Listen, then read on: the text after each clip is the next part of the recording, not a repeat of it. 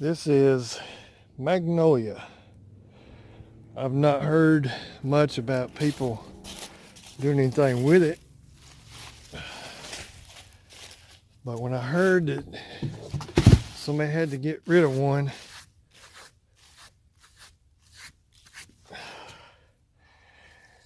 I said I want it and I like it. Look at that grain, buddy. Kind of reminds me of maple. That's pretty.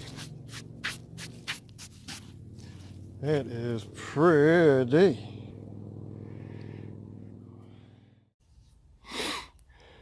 More magnolia. There's the first slab in the truck, about 2.5 inches thick. Well, look at these colors. I'm gonna graduate to a bucket of water one of these days when I think about it, before I get out here cutting this stuff up. But man, oh man, that is pretty.